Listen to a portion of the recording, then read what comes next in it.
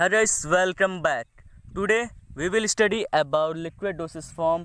तो mainly liquid dosage form पे हम पढ़ते हैं। तो लिक्विड डोसेज फॉर्म ऐसी डोसेज फॉर्म होते हैं जो कि लिक्विड के फॉर्म पे फॉर्मुलेट होती है, जिसका प्रिपरेशन लिक्विड फॉर्म पे होता है, उसे हम लिक्विड डोसेज फॉर्म कहते हैं।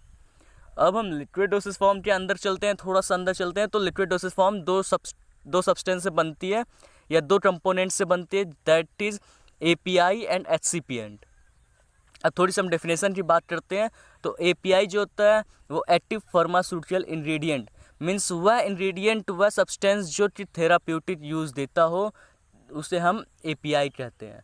HCP वह सारे सब्सटेंस जो किसी भी डोसेज फॉर्म को बनाने में हेल्प करते हैं, उसे हम HCP कहते हैं। इनका थेराप्यूटिक यूज़ लेस या जीरो होता है, और ये उसको फॉर्मुलेट जैसे स्वीटनिंग एजेंट, ये सारे जो एजेंट होते हैं, कलरिंग एजेंट, इन सब के लिए यूज़ होता है, यही एक्सिपिएंट होते हैं। अब हम बात करते हैं लिक्विड डोसेज फॉर्म बनाया कैसे जाता है। तो liquid dosage form mainly 3 types के होते हैं, दैट इज़ डिजॉल्विंग, सस्पेंसिंग और इनकॉर्पोरेटिंग, दैट इज़ इमल्सन। तो डिजॉल्विंग मेथड से जो बनाते हैं, तो हम API जो होता है उसको किसी भी एक्वस या नॉन एक्वस सॉल्वेंट में डिजॉल्व कर देते हैं, तो वो लिक्विड डोसेज फॉर्म बन जाता है। अब यहाँ पे एक्वस और नॉन एक्वस होता है। तो एक्वस वह सारे सॉल्वेंट या फिर वह सिंपली सॉल्वेंट जो वाटर हो, मीन्स वाटर को हम एक्वस सॉल्वेंट कहते हैं। और non aqueous other than water, water के अलावा जितने भी होते हैं सॉल्वेंट, जितने भी होते हैं, जैसे अल्कोहल हो गया, ईथर हो गया, ग्लिसरीन हो गया, ये सारे नॉन एक्वस होते हैं। दूसरा पॉइंट है by suspending the drug in appropriate medium. किसी एक मीडियम पे, मीडियम मीन सॉल्वेंट पे हम किसी भी ड्रग को सस्पेंड कर दें, by the help of suspending agent की हेल्प से हम उस ड्रग को उस सब्सटेंस के अंदर, उस मीडियम के अंदर सस्पेंड कर दें, उससे इसके मेथड से भी लिक्विड डोसेज फॉर्म तैयार हो सकता है। तीसरा, bye incorporating the drug substance into an oil और वाटर फेस। वो ऑयल या वाटर फेस में किसी भी सब्सटेंस को डाल दिया जाता है, जैसे इमल्सन फॉर्मेशन। सिंपली यहाँ पे हम बात करते हैं, तो डिजॉल्विंग मतलब मिक्सचर बनाना, सस्पेंसिव मीन्स सस्पेंसन, और इनकॉर्पोरेटिंग मीन्स इमल्सन फॉर्मेशन। ये 3 टाइप्स के लिक्विड डोसेज फॉर्म होते हैं, ऐसे बनाए जाते हैं। इनकी प्रिपरेशन इन 3 मेथड्स से होती है। अब हम बात कर लेते हैं थोड़ा सा advantage of LDF। LDF means liquid dosage form. Advantage बात करते हैं तो ये बहुत हेल्पफुल होता है उन पेशेंट के लिए जो टैबलेट को स्वेलो नहीं कर सकते, मीन्स उन्हें दिक्कत होती है। अक्सर हम लोग देखते हैं कुछ बच्चों कुछ एलर्जी टाइप की होती है, वो अगर टैबलेट ले लिया उन्हें तो उन्हें उल्टी हो जाती है, वो अंदर उसे स्वेलो नहीं कर सकते, जल नहीं सकते, इसलिए उनके लिए liquid dosage form very best है। अब आप बोलेंगे इंजेक्शन भी तो बेस्ट है, उसे तो और भी मतलब कहीं पीना नहीं है। तो इंजेक्शन पे at the site of administration पे, वहाँ पे पेनिट्रेटिंग टाइम पे दर्द बहुत होता है, इसलिए सबसे बेस्ट LDF ही है। अब ऐसी मतलब भी पॉइंट हम देखते हैं। तो fast absorption than solid, means अगर हमें किसी भी पेशेंट को ऐसी ड्रग देनी है जो कि मुझे थेराप्यूटिक यूज़ उसका 2 से 3 मिनट के अंदर होना ज़रूरी है, मीन्स हमारे पास मेटाबॉलिज्म के लिए टाइम नहीं है, डिजॉल्विंग के लिए टाइम नहीं है, तब हम किसी भी ऐसी ड्रग को दे देंगे, जैसे LDF देंगे, मतलब उस डोसेज फॉर्म के लिक्विड डोसेज प्रिपरेशन देंगे, ताकि वो आसानी से जल्दी से वो अपना थेराप्यूटिक यूज़ बहुत लेस टाइम पे दे सके। तीसरी हम बात करते हैं तो मोर flexibility in achieving the proper dosage of medication, means medication, proper dosage medication के लिए ये बहुत बेस्ट होता है, बहुत थोड़े से अमाउंट में इसका ज़्यादा यूज़ होता है, और पैलेटेबल भी होता है ये, और best choice for children's and old age person.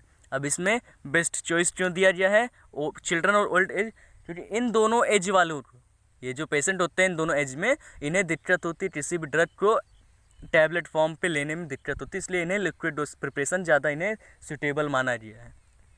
अब बात करते हैं हम डिसएडवांटेज ऑफ LDF। तो डिसएडवांटेज पे हम बात करते हैं, तो ऐसे जैसे हम जानते हैं कि ये लिक्विड डोसेज फॉर्म है, तो लिक्विड डोसेज फॉर्म पे हमने पढ़ा भी था कि इमल्सन जो फॉर्मेशन होता है, या उस पर हमारी बैक्टीरिया बहुत जल्दी ग्रोथ करती है। जो बैक्टीरिया होता है वो ग्रोथ बहुत जल्दी करता है, और बैक्टीरिया ग्रोथ हो जाए मतलब किसी भी लिक्विड का डिकम्पोजिशन होना निश्चित है, तो स्टेबिलिटी बहुत कम होती है लिक्विड डोसेज फॉर्म की। अब हम बात करते हैं, जैसे हमने लिखा है shorter life than other dosage form, बहुत सिंपल हैं पॉइंट्स, आसानी से आपको याद हो सकते हैं। तो शॉर्टर लाइफ देन अदर, मतलब और जो डोसेज फॉर्म होते हैं टैबलेट, इंजेक्शन, इन सब से बहुत शॉर्टर लाइफ होती है इस लिक्विड डोसेज फॉर्म की या फिर LDF की।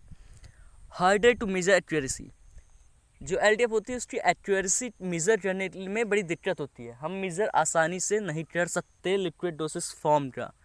तीसरी बात करते हैं हम need special storage condition, means जो LDF होता है इसको स्टोर करने में बहुत दिक्कत होती है, इस पर स्पेशल सुपरविजन चाहिए हमें। इससे कंडीशन जो होता है वो ऐसा रहना चाहिए जिसमें माइक्रोबियल ग्रोथ ना हो सके। अब हम बात करते हैं चौथा point, that is less stable.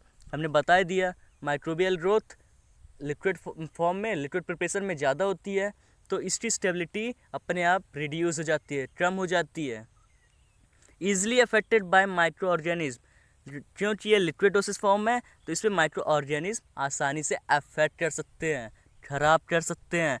और छठा पॉइंट है बल्की टू कैरी अराउंड, मीन्स इसको इधर उधर ले जाने में बहुत वजन होता है। मीन्स देखते हम 250 ml 150 ml ऐसे ml की बॉटल आती है जिसको हम कैरी नहीं कर सकते हैं, बट हम टैबलेट कैरी कर सकते हैं विद द 500 mg 200 mg, इन सब टैबलेट्स जैसे जानते हैं हम। Easy to loss by the breakage of the container, means इसको कैरी करने में बड़ी दिक्कत होती है।